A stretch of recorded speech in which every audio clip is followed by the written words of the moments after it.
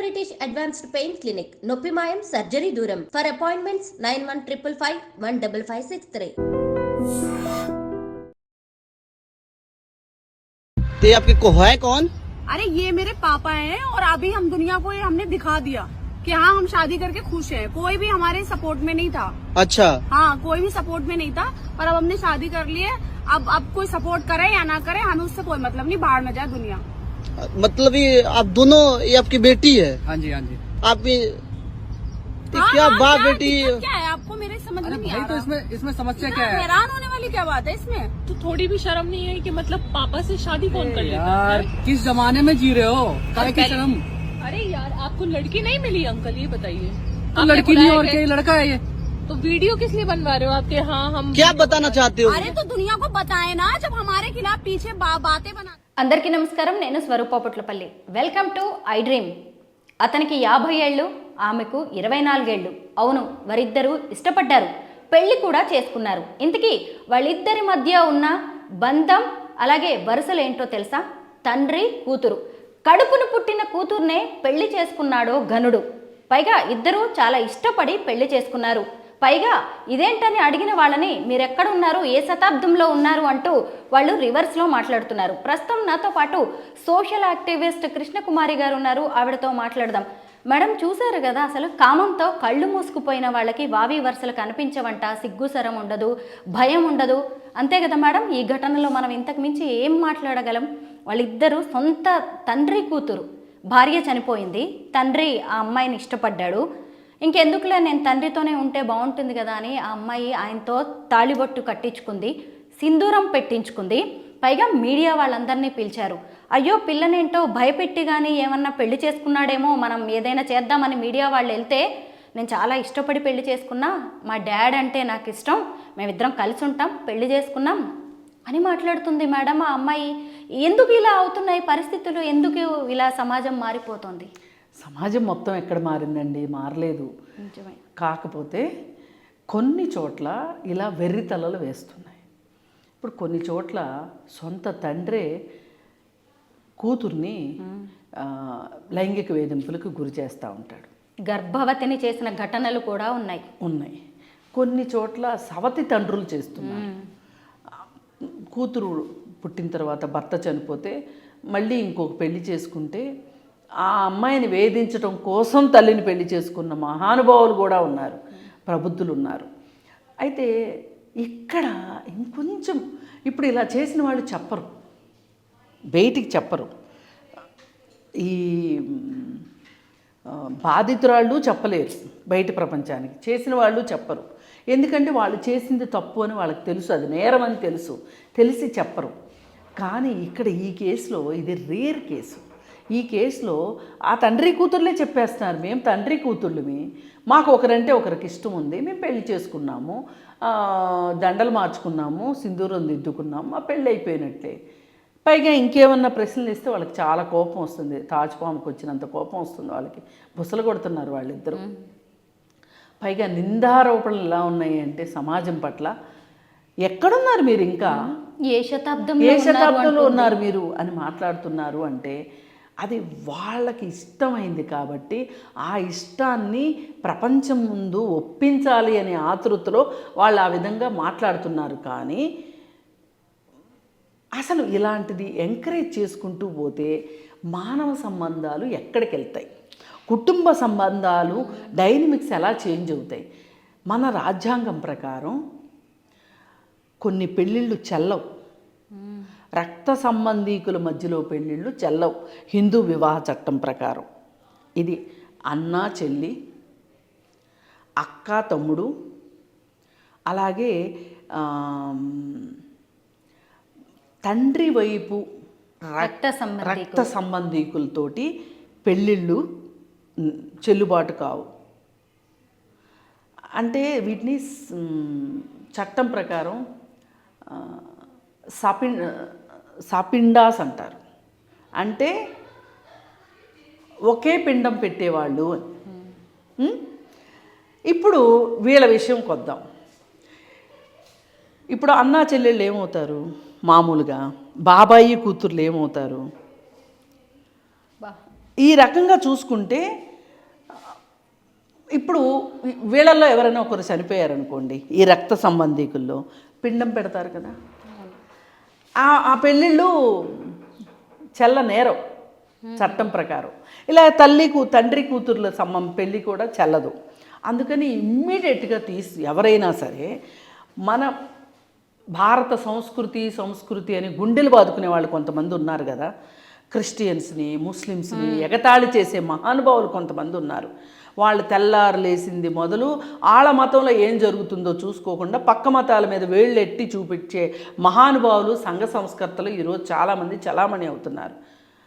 ఇప్పుడు సింధూరం పెట్టాడు అంటే అర్థం ఏంటి అంటే పెళ్ళైపోయినట్లు లెక్క. తాలిబొట్టు కూడా నల్లపూసలు కూడా నల్లపూసలు వేసుకున్నాను, మీ బంధానికి విలువ ఏంటి అంటే తప్పే ఉంది, మా నాన్న మా డాడీ సింధూరం దిద్దాడు, నల్లపూసలు వేసుకున్నాను, అది మాత్రమే పెళ్ళిగా పరిగణించి దీనికి ఒక సామాజిక హోదాని గనక కల్పిస్తే గనక అసలు హిందూ వివాహ వ్యవస్థ ఎక్కడికి పోతుంది, హిందూ సంస్కృతి ఎక్కడికి పోతుంది, మీరు చెప్పే సోకాళ్ళ సంస్కృతి ఏమైపోతుంది? మీరు పొద్దున్న లేస్తే గుండెలు బాదుకుంటారు కదా, మీ సంస్కృతి ఏమైపోతుంది, మీ సంస్కారాలు ఏమైపోతున్నాయి? మరి దీని గురించి ఎవరు మాట్లాడట్లేదు. పెళ్లితో ఆగిపోతుందా మేడం? ఆ తర్వాత వాళ్ళు సంసారం చేస్తారనే ఆలోచన కూడా ఎంత భయంకరంగా ఉంది. అది ఇప్పుడు మేము మా ఇద్దరికి ఇష్టమైంది మా ఇష్టం అంటున్నారు, రేపు పొద్దున వాళ్ళకి పిల్లలు పుడితే వాళ్ళ వరస ఏంటి చెప్పండి? నాకు ఇదంతా చూస్తుంటే నాకు దాసనారాయణరావు గారు తీసిన సినిమా వసేరాములమ్మ సినిమాలో ఒక సీన్ గుర్తొస్తుంది. విజయశాంతి అడుగుతుంది, నువ్వెందుకు అతనితో ఉండనంటున్నావు అంటే,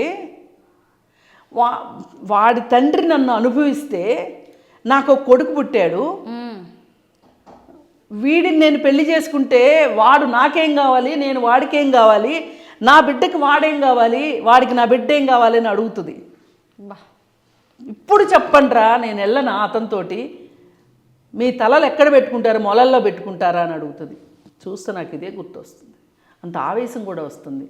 పైగా మీరు కులాంతర వివాహం చేసుకుంటే ఒప్పుకోరు, మతాంతర వివాహం చేసుకుంటే ఒప్పుకోరు, ఏమేమో మాట్లాడతారు. మరి ఇప్పుడు ఈ పెళ్ళి ఎలా మీరు ఒప్పుకుంటారు? ఎవరు మాట్లాడరు ఏంటి అసలు?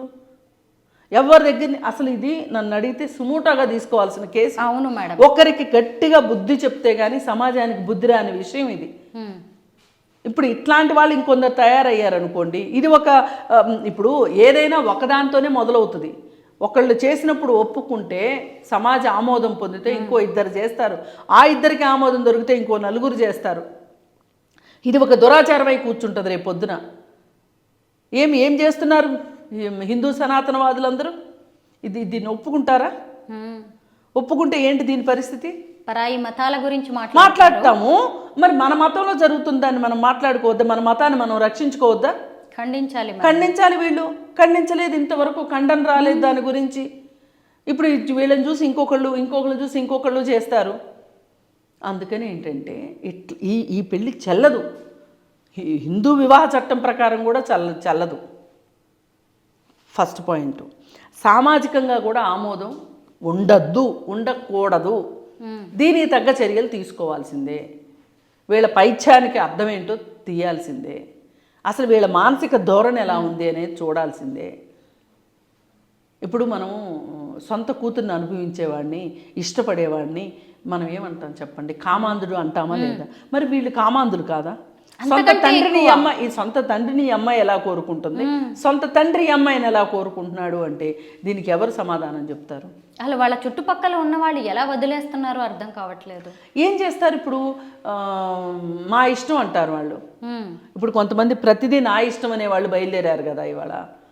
వ్యక్తిగత స్వేచ్ఛ. మరి ఇప్పుడు దీన్ని ఏమంటారు?